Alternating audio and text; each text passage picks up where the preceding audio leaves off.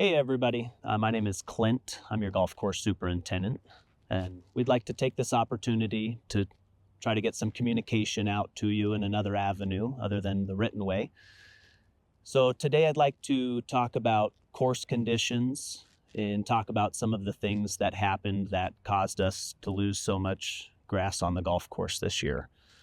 For starters, it was a really rough winter here in Flagstaff, and by rough, I mean, it was dry. So it was the opposite of what we typically experience.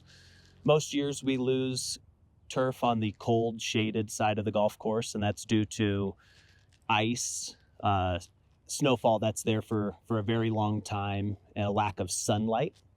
This year it's the complete opposite. We lost a lot of turf due to the drought. So for those who don't know, us being at 7,000 feet and experiencing the winters that we do with the cold temperatures that we do, we have to blow out our irrigation system. So we blew the irrigation system out right around Thanksgiving weekend, which is typical for us. And we have to do that to maintain the integrity of the irrigation system so that we're not breaking pipe and heads and causing all sorts of damage to the irrigation system. So after we blew out the system, the temperatures kind of changed, the pattern changed, and it was not only very dry, but very warm as well. So in a standard year, typical year, we have dry Decembers, but it's usually pretty cold. This year was not that way. Around Christmas, New Year's, we had record high temperatures in the 60s. And that lasted all the way until about the second week of February. So the golf course went 60, 70 days without having any moisture on it.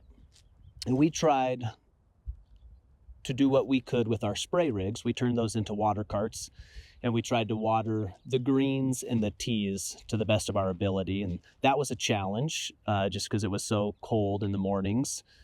And so we had a pretty short window during the day that we could get some water out. So we were able to save some turf on the greens and tees, but we have damage there as well. So there is widespread damage to the golf course, and that's just the turf grass couldn't handle as much drought as it experienced.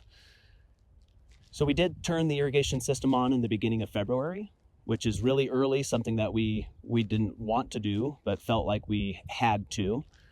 And we were able to get some water on the golf course. I would say we were able to water about 40% of the heads would come on. The rest of it was frozen solid, and we couldn't water it even after charging the system up.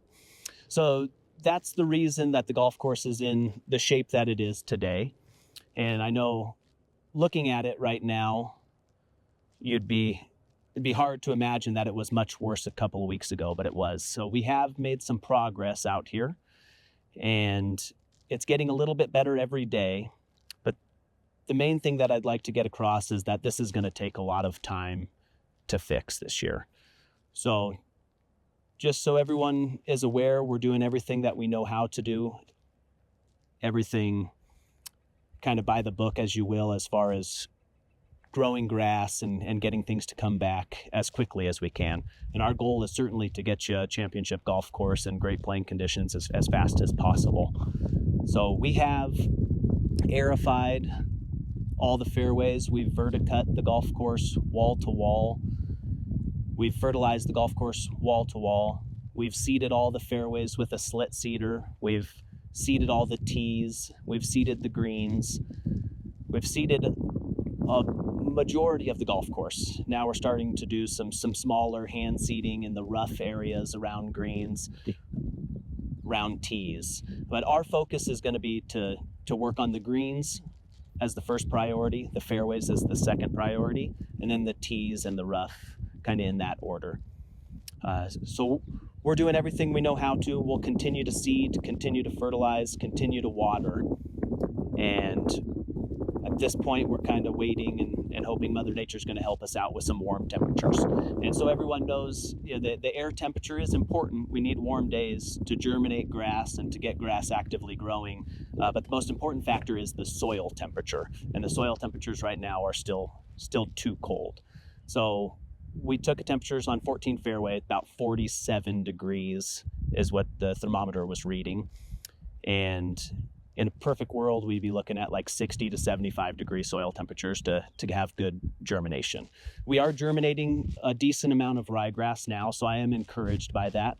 You'll see grass growing in lines where we have verticut and where we have slit seed, and also in aerification holes. And that's where all the grass is coming up. And it'll just take some time for that grass to make a stand of turf where we actually have a complete stand that's playable. The other thing I wanted to touch on is the golf course will be on the soft side for quite a while here. So we have to keep the seed wet in order to get the grass to germinate. So we will be watering the golf course multiple times a day to kind of keep the seed wet so that we can get it to recover as soon as possible. Right now, the goal is not playability as much as it is to just grow grass and get the golf course healthy and full again.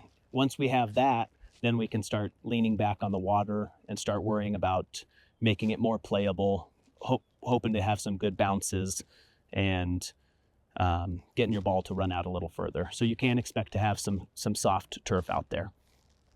But I just want to say that I'm grateful to the membership for allowing us to have the golf course be cart path only, and for allowing us to close the golf course on Monday and Tuesday and have limited play on Wednesday and Thursday. That's going to help tremendously in the recovery of the golf course.